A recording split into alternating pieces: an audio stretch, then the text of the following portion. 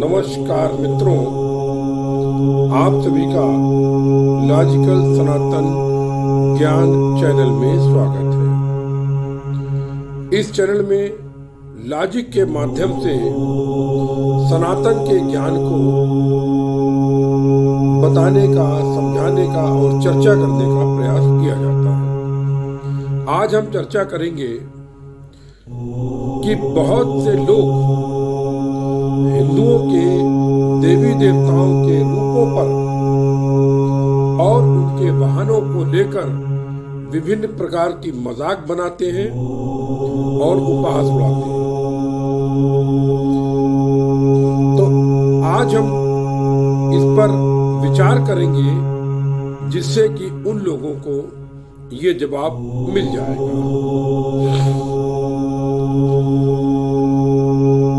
सबसे पहले हम बात करते हैं गणेश जी की। मित्रों, अगर आपको ये पसंद आए तो चैनल को लाइक करें, सब्सक्राइब करें, अधिक से अधिक शेयर करें, क्योंकि आप जब शेयर करते हैं तो और लोगों को जानकारी होगी और इस तरीके से आप सनातन के प्रचार में सहयोगी होंगे। और कठिन से कठिन कमेंट करें ताकि मुझे अन्य क्लिप बनाने हेतु कुछ प्रश्न और मुद्दे मिल जाएं, क्योंकि मैंने freedhyan.blogspot.com मेरा जो ब्लॉग है उस पर 550 लेखों के माध्यम से काफी कुछ समझा दिया है कि अब जैसे कि लगता है कुछ आगे है नहीं, तो मुझे आप लोगों के कमेंट की, प्रश्नों की सख्त आवश्यकता है ताकि ये क्लिप की गाड़ी भी चलती रहे और सनातन का प्रचार भी होता रहे। गणेश जी की बात हम करते हैं। देखिए गणेश जी का वाहन क्या है? चूहा। आप ये बताइए, गणेश जी इतने विशालकाय हैं, क्या वो चूहे पर बैठ सकते हैं? नहीं, बिल्कुल नहीं। ये हमारे भाव हैं जो बताते हैं चूहा क्या करता है। चूहा बड़े से बड़े जान को भी काटने की क्षमता रखता है। उसी भांति गणेश का जो उपासक है वो बड़े से बड़े विघ्न को काटने हेतु उपाय कर लेता है और काटने में सफल होता है। ये इसका तात्पर्य है। गणेश जी गणों के ईश, इन पर एक लेख लिखा है freedhyan.blogspot.com में, वो चर्चा नहीं कर रहा हूं मैं। लेकिन गणेश जी की सूंड, गणेश जी के मुख पर हाथी का सूंड लगा है, मस्तक लगा है, और उनका पेट बहुत बड़ा है। तो कहने का तात्पर्य क्या है कि मनुष्य, उसके अंदर अभी भी पशुत्व की भावना है और गणेश जी ये बताता है कि किस प्रकार से हमको विभिन्न चीजों को पचाने की क्षमता होनी चाहिए। और जिस प्रकार हाथी सूंघ कर पता करता है, पता कर लेता है सूंघ से, वैसे ही हमको भी पूर्वांकलन की क्षमता गणेश जी की पूजा से आती है। इसके ऊपर और भी तमाम लोगों ने व्याख्या दी है। अब बात करते हैं शिव की। शिव जी के पैरों में कड़ा है और शिव जी का वाहन बैल है, नंदी बैल।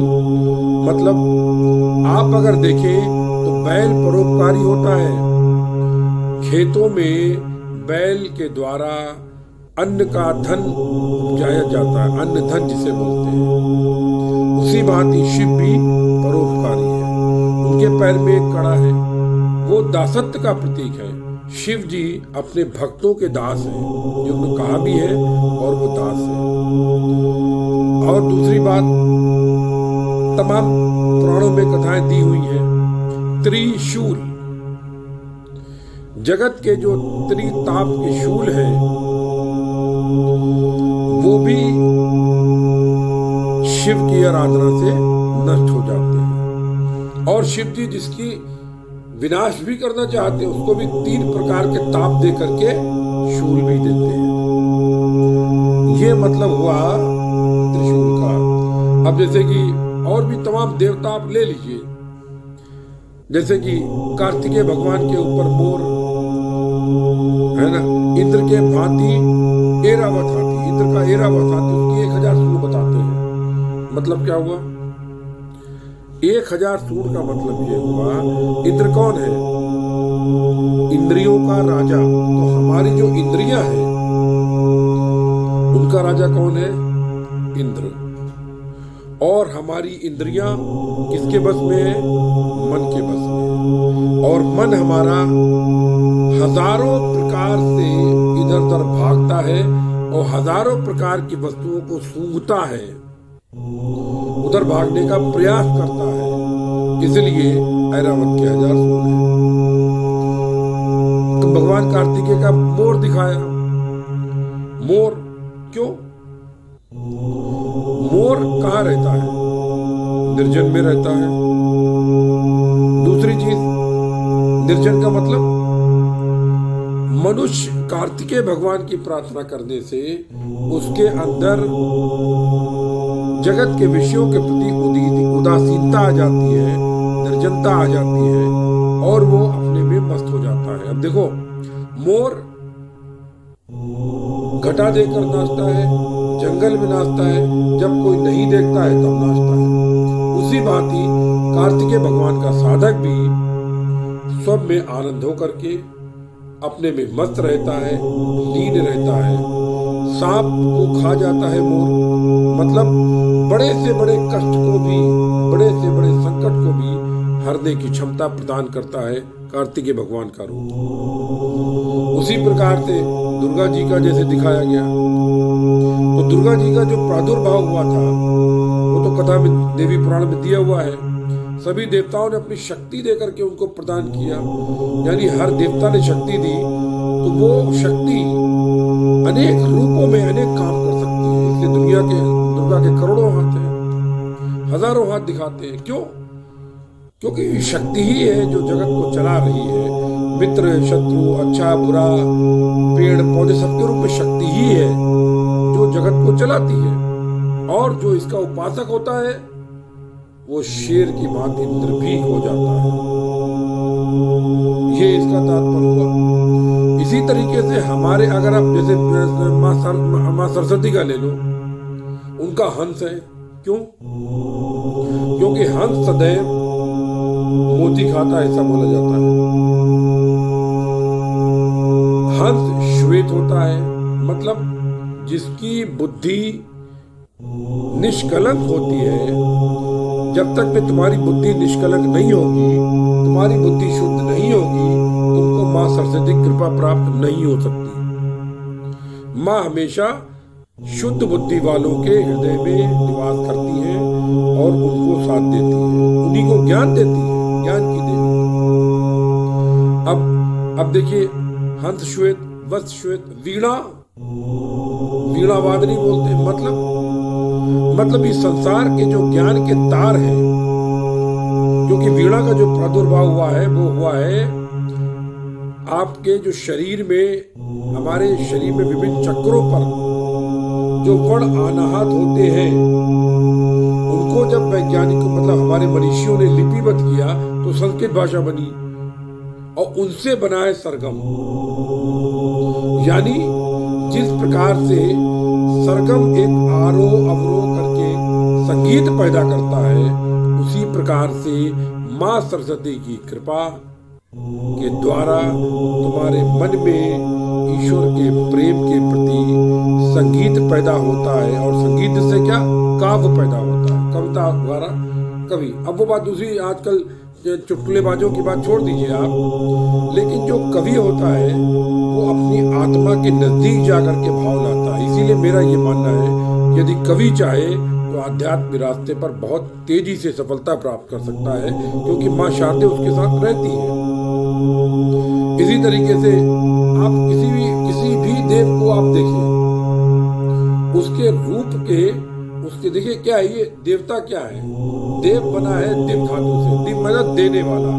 जो आपको देवता है वो देवता है, तो उसके गुणों के हिसाब से विभिन्न जो हमारी शक्तियां हैं, तमाम शक्ति तो एक ही है, परम ब्रह्म, निराकार ब्रह्म, सगुण निराकार ब्रह्म, लेकिन वो विभिन्न कार्य करने के लिए विभिन्न रूप धारण करती है। जैसे तुमको अनाज देने के लिए अन्न का रूप, तुमको खाने के लिए हाथ का रूप, पानी देने के लिए जल का रूप, शक्ति देने के लिए विद्युत, ये तो इसी भांति शक्ति जो है वो ही सर्वव्यापी है। वो विभिन्न रूपों जब धरती है तो उन विशिष्ट रूपों की हम पूजा जब करते हैं तो उनसे देवी देवताओं की एक पौराणिक एक तरह से जो सबसे पहले शक्ति का रूप दिया गया मनुष्यों ने, क्योंकि मनुष्य बहुत शक्तिशाली होता है और मनुष्य शक्तिशाली होता है इसलिए देवता भी उसके अधीन ही होते हैं, समझ लीजिए आप। तो जब सबसे पहली बार उन्होंने अपनी शक्ति के द्वारा उस निराकार शक्ति को भी सगुण रूप धरने को बाध्य किया तो वो उसी रूप में प्रकट हुई। उसके बाद उसी रूप की हम आराधना करते चले आए, मूर्ति मूर्ति बनती रही, तो हमारे भाव भी और हमारे उद्बोधन संबोधन भी उस शक्ति को वही रूप देते रहे, इसलिए वो शक्ति हमको वही रूप धरकर प्रकट होती है। अब जैसे कि काली माँ को ले लो, है काली माँ, अब मैं बताऊंगा आपको दुर्गा शक्ति और काली शक्ति में अंतर है। ये मुझे कहीं नहीं मिला था, लेकिन ध्यान के माध्यम से इसके बारे में मुझे पता लगा, कभी मिला तो मैं चर्चा बताऊंगा आपको।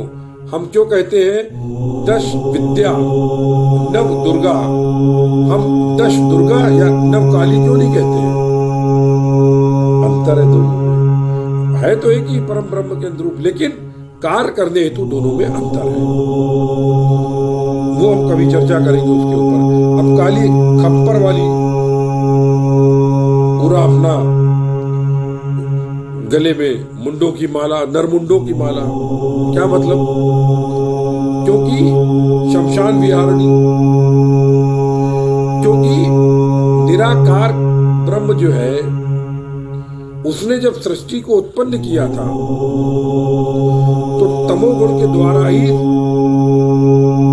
सृष्टि का एक तरीके से आरंभ हुआ। क्योंकि यदि तमगुण का मतलब संहार, यदि संहार नहीं होता है तो सृष्टि उत्पन्न नहीं होती है। सृष्टि को चलने के लिए संहारक शक्तियां भी आवश्यक है, उनको अपने बस में करने वाली वो निराकार परम ब्रह्म शक्ति मां काली। इसी तरह से आप अगर देखेंगे तो हमारे जितने भी देवी देवता हैं उन सबके जो रूप है, अगर आप एनालिसिस करेंगे, चिंतन करेंगे, तो आप देखेंगे वो अपने कर्मों के हिसाब से फल जो देते हैं उसी के हिसाब से उनके वाहन की भी रचना की गई है। अब कृष्ण जी की बात करो, बांसुरी, बांसुरी क्यों? क्योंकि सृष्टि जो है वो एक लयात्मक रूप में चलती है, पूरी सृष्टि लय में चलती है, और जब लय इसकी बिगड़ जाती है तो प्रलय हो जाती है। प्राकृतिक विलय, यानी प्रकृति में विलय होने का जो मौसम आएगा तो प्रलय बन जाएगा। तो ऐसे आप देखेंगे तो हर एक में हमारे देवी देवताओं में कुछ ना कुछ बहुत गूढ़ और छिपे हुए हैं। लेकिन क्या बोलेंगे, अभी कुछ नहीं कह सकते। जो 70-72 साल में देश को सनातन से दूर करने का प्रयास किया गया, हिंदुत्व का मजाक बनाया गया, उनको क्या कह सकते हैं। लेकिन अभी बाहर बदल रही है। आप लोग इस क्लिप को शेयर करें, लाइक करें, कठिन से कठिन कमेंट करें और सनातन के सिपाही करें। आज इतना ही। जय गुरुदेव, जय मां काली।